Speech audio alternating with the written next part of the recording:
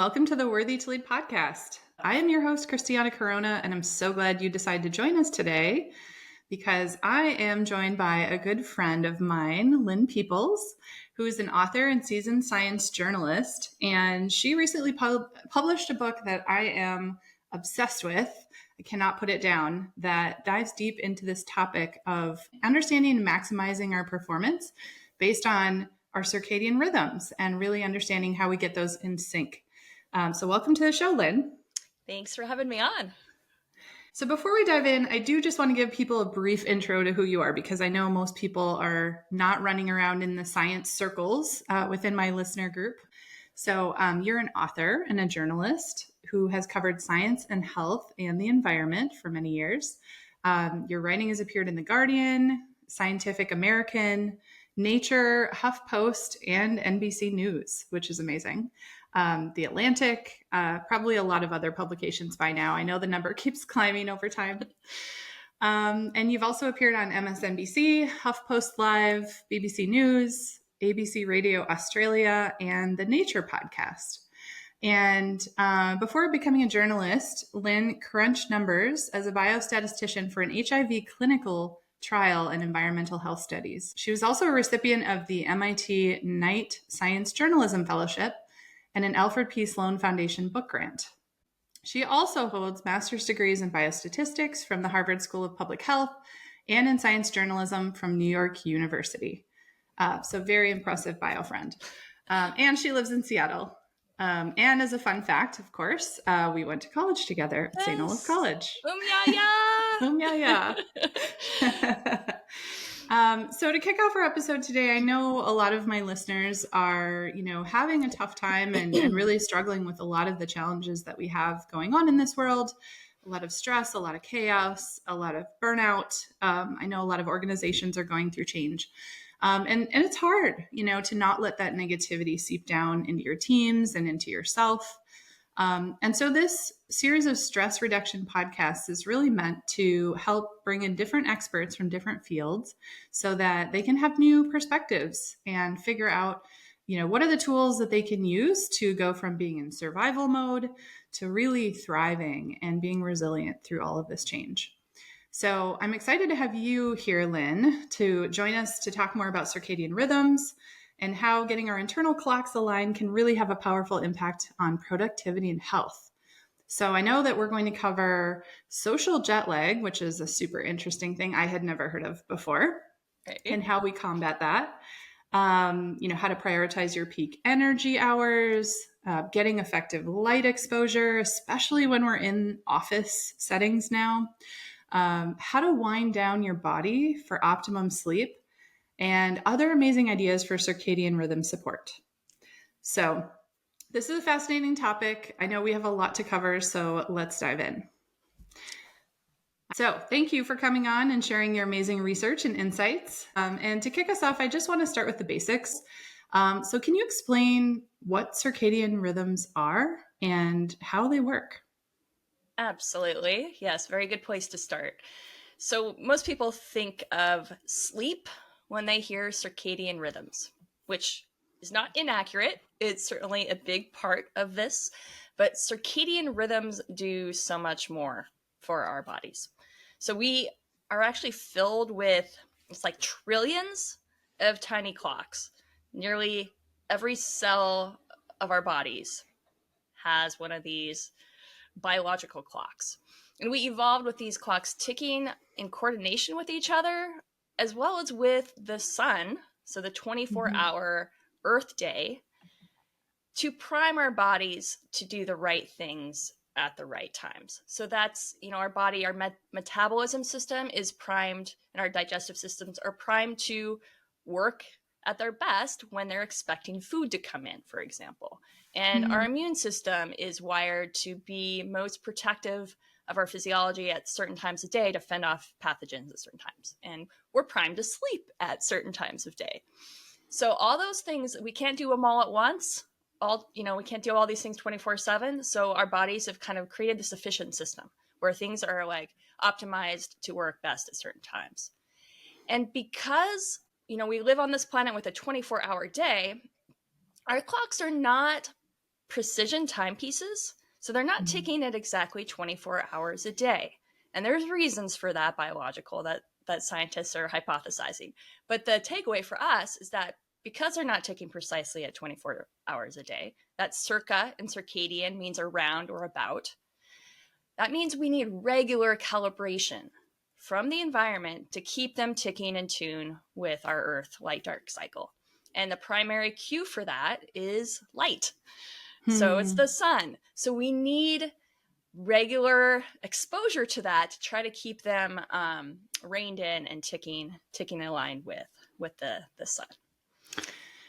I think that is so fascinating. Just the topic of we have trillions of clocks in our body. Right? Like the way this has been talked about over time, it just like really oversimplified maybe, where we're like, we have a clock, we have an internal clock, and that clock does this or that and controls things. But what I think is so cool in your book is you dive deep into all the different kinds of clocks and how each of them needs to be calibrated to stay in sync. It's fascinating. I mean, the picture is getting more complicated as happens in science, but the ultimate takeaway again for us is, relatively simple. I mean, it's those similar cues, trying to tie all these clocks together and in coordination. We do have a master clock in the brain, which you might hear about. So there's kind of one clock somewhat leading the charge. So it's sending signals throughout the body. But we're also learning that like eating at different times a day can directly affect, our liver clock, for example. So that's what's kind of pointing a lot of the science to practical applications. As we understand this, we understand how, eating and light exposure and all these things can affect our clocks. Come together. Yeah. So before we get too far, I do want to share with readers, this is the book we're talking about. It's called The Inner Clock, Living in Sync with Our Circadian Rhythms. And it's so, so good. I honestly couldn't put it down. And I think you mentioned that you worked for like nearly 3 years gathering research for this, right? So just about, yeah. I mean, it was just a little bit of time. Just a little bit of time. Down a few, deep rabbit holes. It's fascinating. I'm still fascinated by the topic. So, yeah. So what inspired this? Like, what fascinated you about this topic? I think it really goes back to growing up in Seattle. I mean, I wasn't conscious of this at the time, but we are really exposed to a lot of kind of the negative factors that affect our rhythms here in particular. We're at a high latitude, which means the wintertime days get really short. I mean, it's not as bad as Alaska, but we're pretty north. And, you hear about the Seattle gloom, which is real. It gets dark. So I remember growing up just feeling kind of that seasonal affective disorder at play.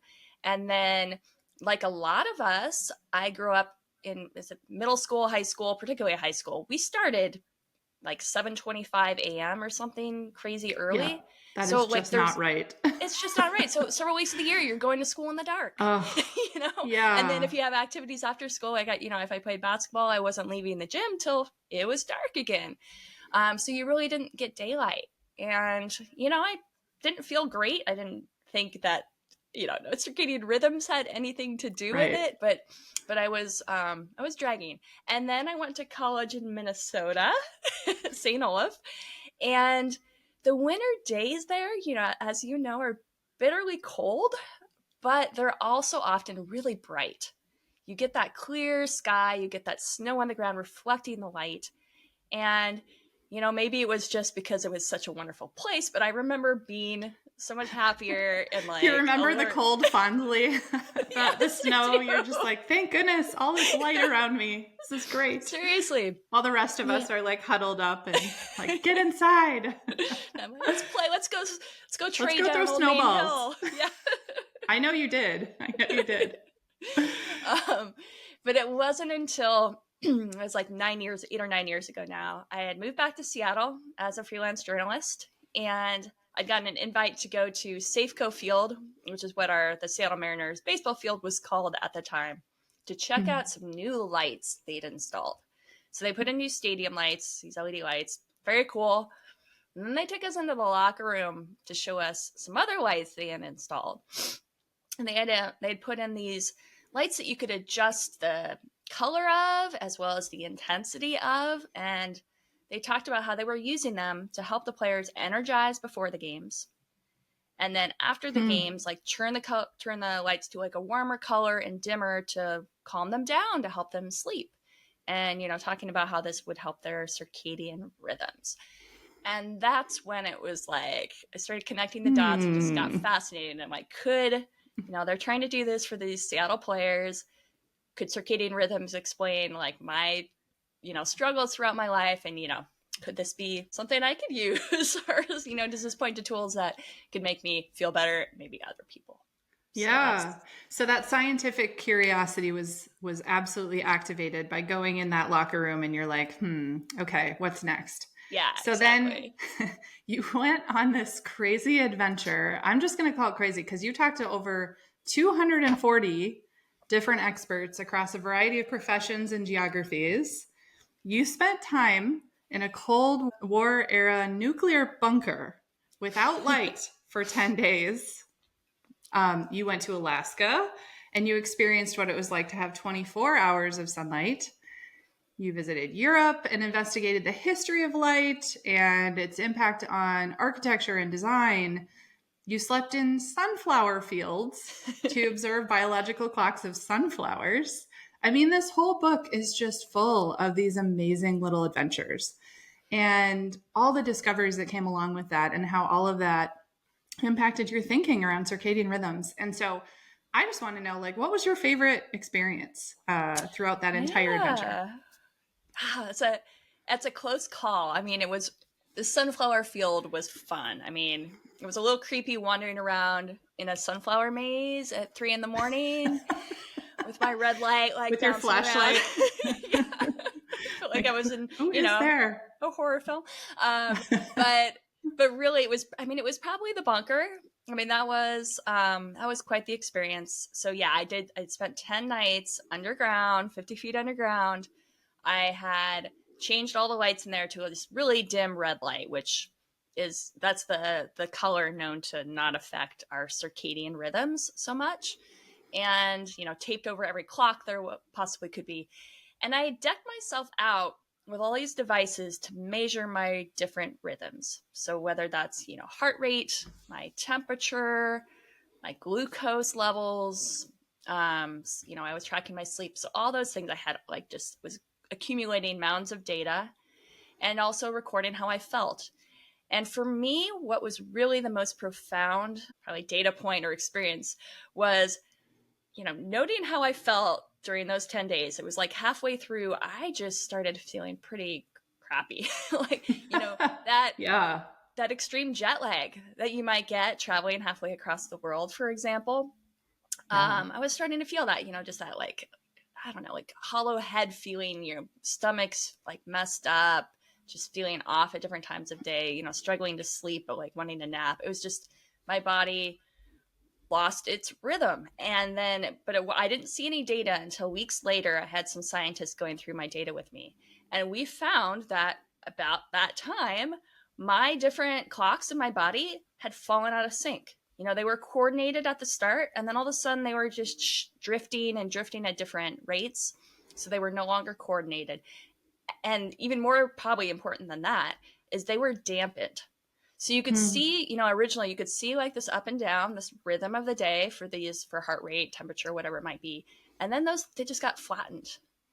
And this is what scientists are coordinating or correlating with a lot of health issues. So it's both this discoordination as well as this dampening of rhythm. And that, is taking away our body's efficiency, ability to do those right things at the right times. And I felt that, and I could see with that data, it was fascinating to make that connection. To experience that with your own body. Yeah. I remember you posting a video of yourself trying to juggle. You didn't even know what time of day it was. You didn't have a clock. No. You were just loopy and you were trying to juggle and it was totally uncoordinated and you're this is going to be crazy, but this is exactly how my body's feeling right now.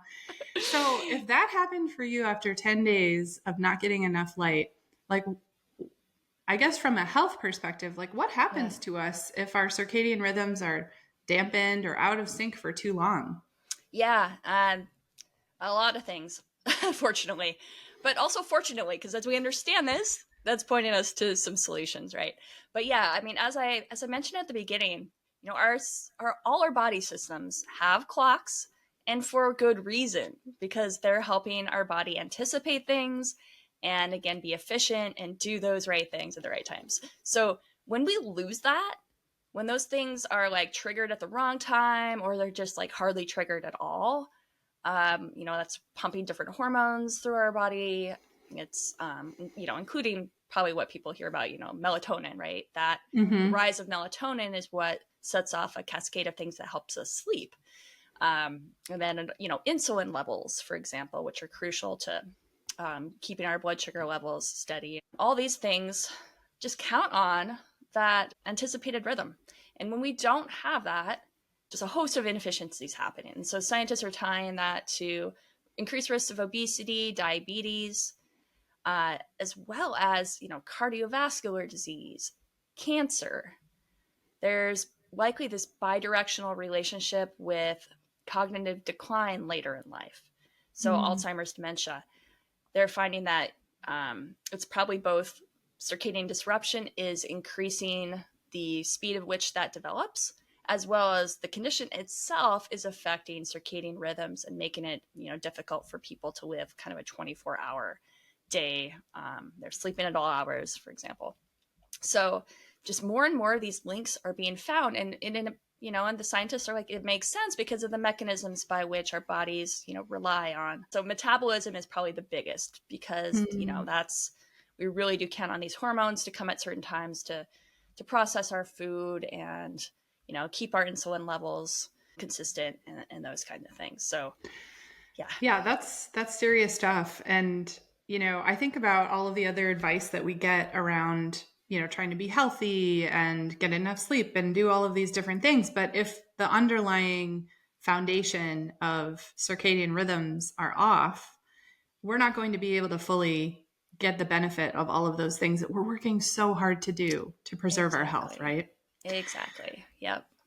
So, I mean, we're always looking to optimize our performance or, you know, be in optimum health, especially as leaders. And, you know, we want to have focus. We want to have great attention and mental clarity in order to make good decisions. And in your book, you talk about how each of us sort of have different power hours, if you will, based on our chronotype. And chronotypes are basically like the early larks, night owls, or doves, which is, I guess, the middle category I've never heard of before, Yep. where most of us sort of fall in between. But we all kind of have these power hours. So I'm curious if you could talk a little bit more about that, and then how do we best optimize those peak hours so we can be most efficient at work? Yeah, I find this like such a powerful tool, and so much potential here. So yeah, I tried to figure out my own throughout the process of writing the book.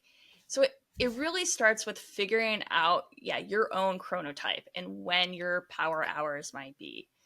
And that really takes, I mean, it kind of takes time. It takes being away from obligations for a few days. Like if you can take a vacation, not set an alarm clock, let Hmm. your body do its thing. Try to let your body fall into a natural rhythm of going to sleep, waking up, and then taking note of when during the day do I feel most alert? When do I feel like I have that, you know, a pep in my step, like, you know, a little more physical energy? All these things tend to peak at different times of day. And once you kind of get a sense of that, you know, look at your daily schedule. Do you have wiggle room so you can align those peak hours with appropriate tasks? So for me, I discovered that, you know, kind of the late morning hours were when I was most productive, most alert, most focused, and could bang out, you know, a couple pages of a book, for example, during Mm-hmm. those hours. Whereas mid afternoon, for a lot of us, I'm a dove. So for a lot of us, mid afternoon, we tend to slump. And it's not Mm-hmm. just because we ate a big lunch. That's part of it, but it's also your circadian rhythm. It's lowering your alertness at that time of day. So now I allot those hours for, you know, less brain intensive activities. So Yeah. maybe that's doing the dishes or something. So yeah, so there's different times of day for these things. So kind of getting account of that, And then, depending on your work environment, if you're going into an office or you're working from home, just trying to like protect those hours of peak productivity, for example. Maybe turn off your phone, or if you're in an office, put up a sign. I met a woman in Denmark who is helping companies try to support their workers' circadian rhythms and power hours. Yeah. And she's kind of handed out these frogs, these colorful like plush frogs that people can put in their like office window or on their door, that she basically says frog off. So like when you see that, you don't bother that person, right? You let them do their thing I for love a couple that. hours. Right? So yeah, just trying to take advantage. It doesn't sound like it's that hard to figure out your chronotype. Like I thought you had to use like apps or fancy tracking data, but it sounds like what you're telling me is just take a vacation and don't set an alarm clock and let your body do its thing, and you'll naturally know when your body wants to wake up, when it wants to go to sleep, when it wants to do something energetic, when it wants to relax, and that will just all sort of emerge. I think so. There are questionnaires out there. There's a Munich Chronotype questionnaire, if you want to Google that you can run through. Will give you kind of a guesstimate of your chronotype as well. But even with that, people can vary as to when during the day they peak in these different things. There's a lot of individual variability. So the best thing to do is just pay attention. Try to gauge your own. Yeah. Yeah. What I love about that is I feel like it sort of combats this public shaming of people who might be night owls or who might tend towards being more productive at night or more efficient at night and not early in the morning. Like we're all sort of told, oh, you need to be an early morning person. That's when you're most productive. That's how you get ahead. That's how you make more money. Like all of those things, right? About this is the one way to be. And I think what I love about your book is you sort of talk about actually we're all on different schedules. And in order for you to be at your maximum, it's not about force yourself to be something you're not. It's about understanding how your body wants to operate and trying to get in sync with that as much as possible. Yes, absolutely. And I probably a lot of your listeners will agree with this. It's, there's only so much in your own power to some degree about like how you allocate your hours. So I think the more leaders hear this, bosses out there, it's a win-win. If you can help your employees, live best and work best according to their natural rhythms, you're going to get more out of them, and they're going to be potentially sick less. So there's been studies in Europe that have found increases in productivity, fewer sick days used when you let people work by chronotype. So maybe that's coming in a little later to the office, and then staying later, kind of just shifting schedules based on their personal chronotype. And then, there's workarounds. Like if you have to have meetings, maybe have them right in the middle of the day when everybody overlaps, for example. Yeah, I loved that recommendation. I was thinking a lot about that one. Just how much am I thinking about the diversity of chronotypes that we have on our team and what people need? And we're all in different time zones. So of course that makes it a little more complex. But if you focus on meetings towards the center of the day, like you said, it makes it a lot easier for people to adapt and not force themselves to be really far outside their zone. Right.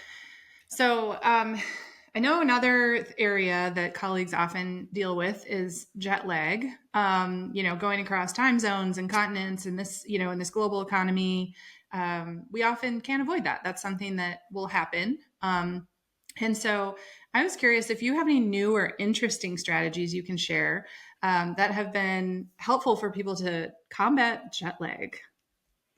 Yeah, some of these, might be somewhat well known, but there is more and more data backing them up. And there's some new kind of ways, to me, tricks scientists have pointed out. So, the first thing to really focus on, and you may have heard this, is to, acclimate before arrival, as I say. So it's really preparing, days ahead of a trip, especially if you're crossing a lot of time zones. Try to just slowly shift your body clocks a little bit. So if you're traveling, say east, so you're going to Europe, for a few days beforehand, try to go to bed a little earlier. And so that means you have power to shift your rhythms by your exposure to light. So maybe you really try to get early morning light those days, which helps your clocks shift a little earlier and you'll get tight. Your melatonin will start to rise a little earlier. And then, at the end of the day, you want to try extra hard to darken your environment so that doesn't get in the way of your melatonin rising. So that'll shift your rhythm a little earlier towards those, Eastern time zones. And also, think about, maybe trying to line up even your meal times a little earlier and so on. Prepare before you take to the air is another term way you can think about that. So my little tricks to remember: prepare before you take to the air, acclimate upon arrival. Once you arrive, really try to line up your rhythms with the local time zone. Get light in the morning, just try to expose yourself as much as possible, get those nights dark. Eat at the times the locals are eating. So eat your breakfast, lunch, and dinner at the local time, despite whatever your body might be seeing at the time. You want it to shift a little bit. And hopefully you've done some preparations with your rhythms so it's not as drastic. But there is some caveats. So you also need to do some math. So depending on how far you've traveled, like I experienced, unfortunately, while reporting the book, things can backfire. So I crossed a lot of time zones to get to London for my trip. And if you are exposed to light before essentially the midpoint of your sleep, which is when your core body temperature dips to its lowest, your body's going to take that light to as a message that the sun hasn't actually set yet. Oops, you must have been confused. The sun is still up. And it's going to shift earlier, right? Oh, wow. Yeah. Yeah. Yeah. So, for example, I landed in London. I went out of the airport. It was the morning. It was bright. I was exposed to a lot of light. My body clocks were still ticking like, late night, but not quite early morning yet. So they were ticking before my body had reached its core temperature minimum. So that actually likely shifted my clocks to the west. So rather than shifting to London time, they were probably shifting to LA time. But the light after that midpoint, after your core body temperature minimum, will advance your clocks. So that's what you want if you're traveling east. So that's why early morning light is so helpful, but you have to be careful because if you've traveled so far that your body clocks are so far off, that can actually, do the reverse. Backfire. Oh, yeah. So I was thinking about that scenario a little bit, and you had mentioned somewhere in your book that they have like different glasses you can buy now. Yes. Is that true? That will like shift the light color or tune the light color based on what you need, if it's like nighttime or daytime. Can you talk a little bit about there's fancy glasses, there's probably just regular sunglasses too, right? But like, what can you do if you're traveling there and then you get exposed to sunlight? What should you do? Yeah. So for example, when I landed in London, had I thought this through or done the math, I should have put on blue light blocking glasses. Or sunglasses, are good, but like blue light blockers are even better because it's those blue wavelengths of light that are most powerful on our circadian rhythms. They are the strongest signal that it's daytime because the daytime sky has a lot of blue wavelengths. So that's how we evolved. Really, any light that's bright will do it too, but blue wavelengths in particular. So yeah, there are people have probably seen those blue light blocking glasses now. Those that are most effective tend to look kind of yellow orangish. There's also glasses now that will shine blue light directly into your eyes. Oh yeah, that's wild. How does that work? Yeah. So I got a pair from a team in the Netherlands that had created these. And this is this like tiny little beam that, it's very concentrated blue light, which is again the strongest signal. And so for example, if you wake up in the morning, it's still dark out, but you want your clocks to know it's daytime, because if you're too high north latitude, for example, you put these glasses on and it's signaling to your master clock in your brain that the sun is risen, it's day. Let's shift those clocks, earlier to acknowledge that. That's so fascinating. And it sounds like a lot of athletes like these kind of tech toys because when they're traveling a lot for games, they're trying to make up the difference between the jet lag and the time zone differences, and they're able to use these little type mechanisms to help their body adjust so they can perform better. Exactly. And it's Yeah. worth noting here that light has multiple effects on our bodies, right? I mean, it helps obviously our visual system to see, it affects our circadian rhythms. It also has directly energizing effects on our body that's outside of the circadian system. So for all those reasons, like, yeah, athletes will use them just to get energy. And we Yeah. can do that for our cognitive function too. We can kind of create more alertness by getting that blue light. So, since you brought up blue light blocking glasses, I know there's a portion of the book where you talk about, blue light blocking glasses are really helpful in some circumstances, but in others, they might actually be doing harm because they're doing the opposite of what we want, which is we want to get blue light. Right. Can you talk a little bit about, blue light glasses and how we should think about using them or think about anything that's blue light coated technology? Just to make sure that our body is getting what it needs. Yeah, I would, beware of glasses that, boast that blue light blocking capability if there's something you need to wear all day. Because during the day, you don't want anything blocking your access to those blue photons, which are really helpful. I mean, there's caveats there. Like if you're outside a lot during the day, the coating on an eyeglass, especially if it doesn't create a yellow tint, it's not blocking that much. So you're still getting some. But if you're like a lot of us and are indoors, 90+% of the time is what the figure is for on average that we spend indoors. And you're not getting outside much, especially in the wintertime when your commute to and from work is in the dark, then yeah, it can cut down on like the minimum small amount of photons you get anyway, and that it's not helpful. But at night they are helpful because you don't want those blue wavelengths to get to you. So basically, during the day, our circadian rhythm needs the blue light. It's Yes. super important to kickstart those clocks to do the things that they need to do during the day. And then at night, we really don't want them. So, like, if we're in an office, for example, and we're just under typical lights that most offices would have, like, are we getting enough blue light from those office lights? Can you talk about like, yeah, and then we've got these blue light glasses on protecting Right. us from our screens. What is actually happening? Yeah, I think this is the biggest roadblock for us in keeping our rhythms happy, is our indoor lifestyle. So the artificial lights we have in offices, they provide a fraction of the light that you would get outdoors. We evolved outdoors with that natural full spectrum sunlight. Even on a cloudy day, the light that we get outdoors is orders of magnitude brighter than what we get indoors.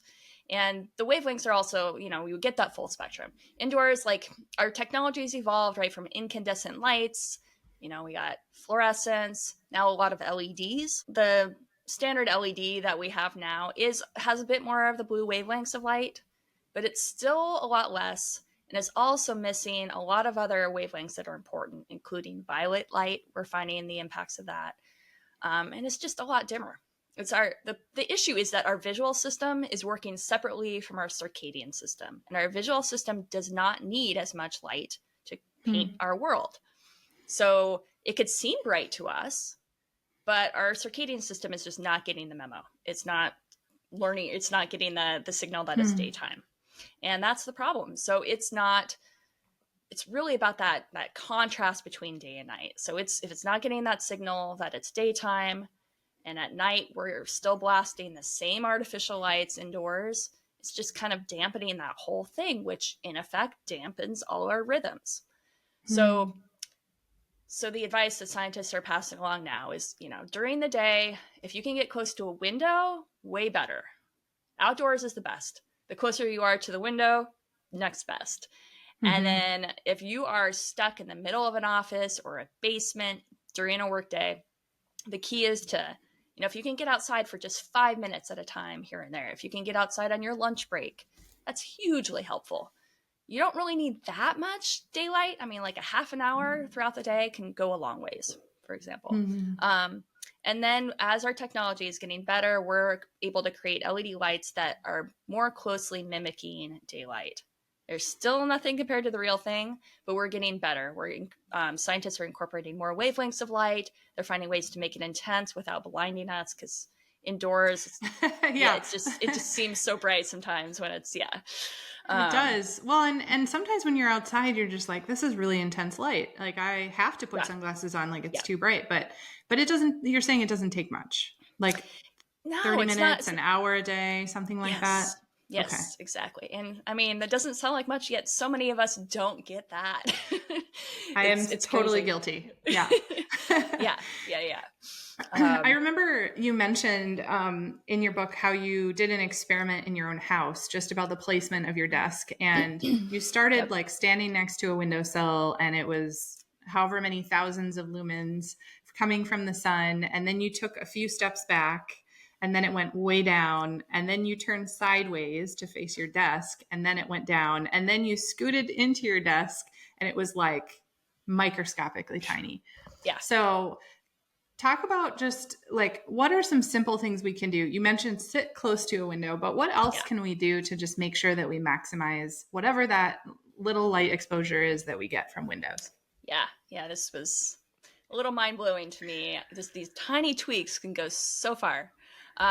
So yeah, again, the closer you are to a window, the better, because as you step back from a window, there's like an exponential drop in how many photons are making its way in.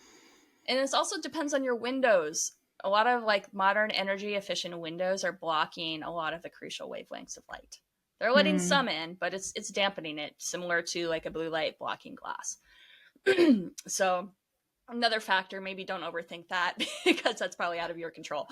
But for me, so I pulled my desk like closer. So I have a window here. My desk is in front of me. I pulled the desk this way, and so that more of the window was in front of my line of sight. Because before it was like here, and now it's more here. So I have an angle of some daylight coming in, if that makes any sense. So it's like directly from the window to your eye. Directly from the window to the eye, because I'm sideways, or is this parallel to the window here? But yeah, I'm getting some light in. So I was like a foot back, and my readings from my spectrometer, which were measuring how much light I was getting, shot up. So just like that small tweak. And then, I got a keyboard tray, so pulled out. I'm just like doing everything I can to kind of pull myself close towards the middle of the room, with more window in front of me, and, nudging myself a little closer to the window. And then throughout the day, just, letting myself procrastinate a little bit by just, looking out the window and getting, you gave that a specific name, right? Like, this is no longer just bird watching. This is getting circadian snacks. Yep. Yeah. A source of mine, Lisa Haishong, amazing woman. She deserves the claim for that term. But yeah, I'm getting a circadian snack right now. Yeah. I love it. I love it. And there was a point where you mentioned that even just getting an hour of exposure to sunlight, or at least 40 lux of blue light, has more impact than the caffeine from a 16-ounce coffee. Like, that blows my mind. Right. Yeah, it was a small study, but yeah, I mean, there's, biology to back it up, that can be just as energizing, if not more, to get that light. So instead of that afternoon coffee, maybe go out for a walk or get close to that window. Yeah. Exactly. So people are going to hate me for asking you this, but what about coffee? Is coffee a circadian friend or a circadian enemy? All right. So kind of an enemy, but I still drink it. So take that for what you want. The world can go on. The world can go on. I just limit my coffee now to the morning, to 2 cups, stop by 11 or noon, no more afternoon coffee. And the reason for that is, maybe not a shock if we step back and think about it, but caffeine stays in our system a long time. The half-life is something like 5 hours, 6 hours. So that means if you have a coffee at 4 p.m., a little pick-me-up, at 10 p.m. when you're thinking about going to bed, that's half of that is still in circulation in your body, and it's impacting your ability to fall asleep. So yeah, if you want quality sleep, don't want to mess up your rhythms, I would just try to limit it to early in the day so your body has time to break it down before you go to bed, minimize its impact. And maybe That not two venti coffees. You know, when I say two coffees, I'm talking smaller. gallons. No. Yeah. Yeah. Okay. Well, that's a relief. I thought it was going to go the other way, and I mean, yeah, some scientists might all push. coffee. Yeah. No. I can't do it. I can't do it. Oh, that's good to hear. That's good to hear. So let's shift gears for a second and just talk about the opposite of light, which is darkness and its value for sleep. So, I think about a lot of us. We get a lot of disrupted sleep, or maybe we stay up really late and we're cramming away in front of the laptop, trying to finish a project or a paper or something that we need to get done and hit those deadlines. But our sleep is just kind of the last thing, right? Like we'll just put in whatever the hours are in front of the computer and go to bed at different times all the time, or stay up really late during the weekends.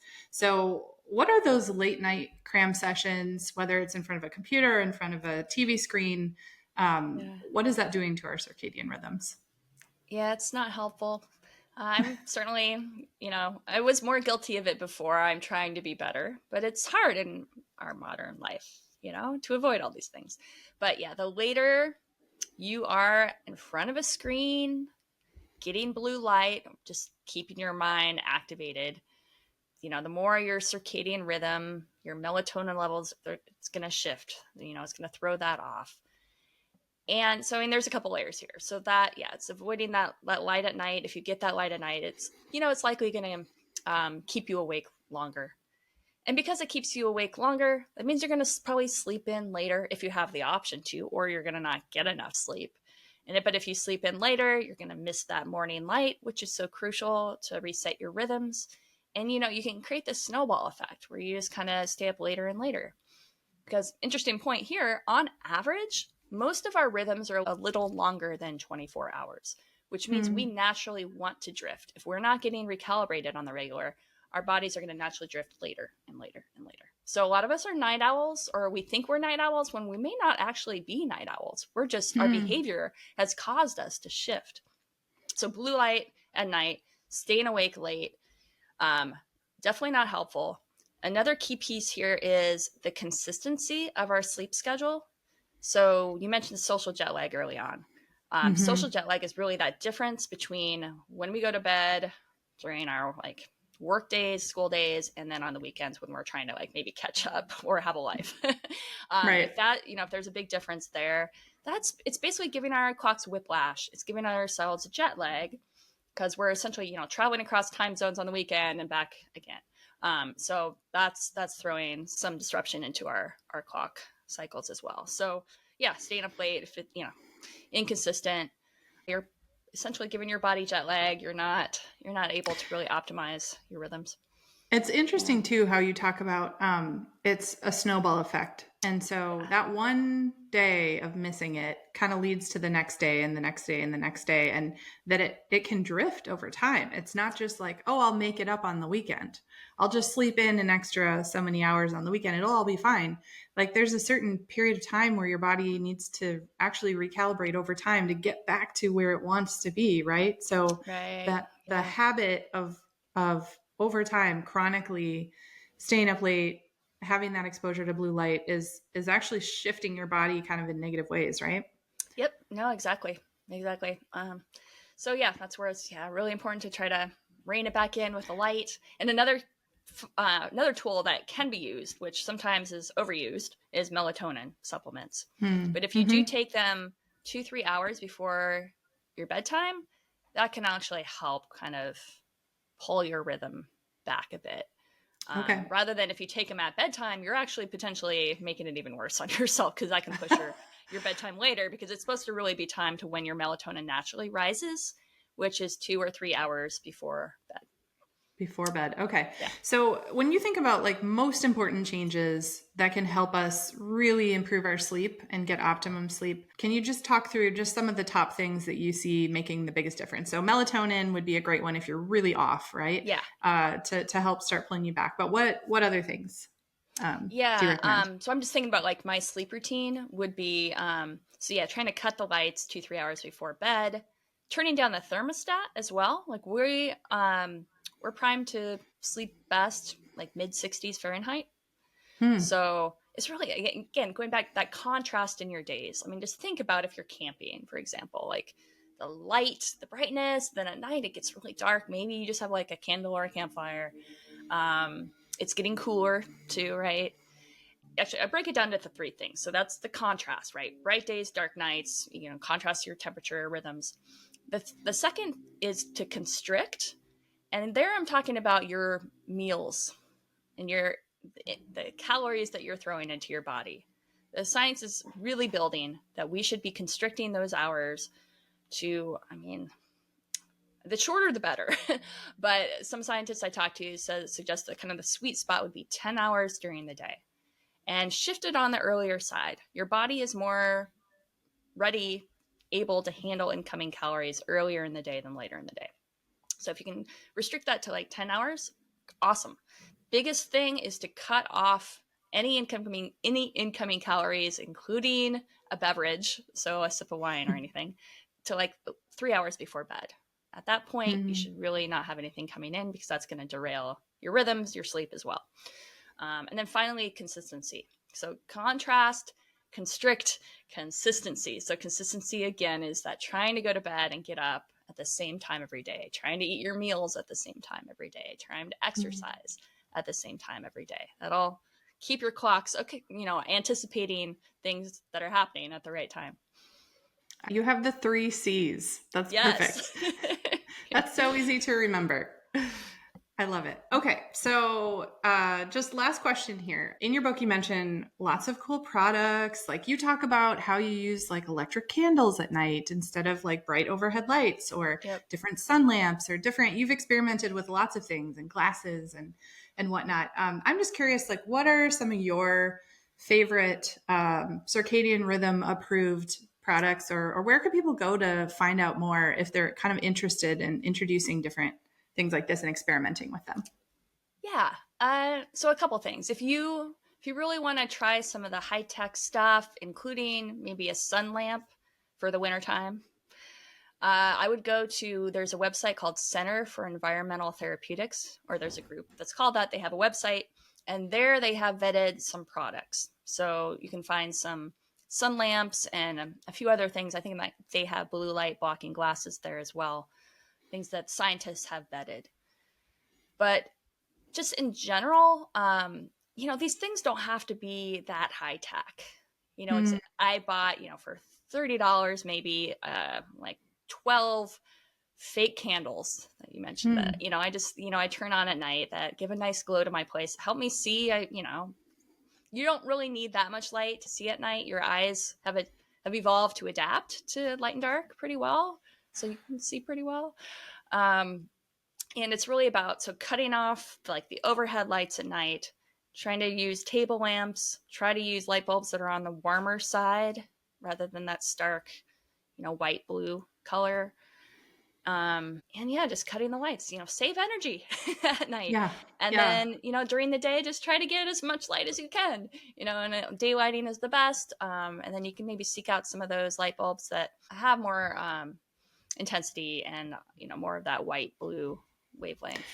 And you mentioned like some of these tunable LEDs. That's what you call them. They're available like everywhere, right? Right. They're right. At most stores now. You just have to look for something that's tunable so you can see if it has like the amber and the blue and different tones.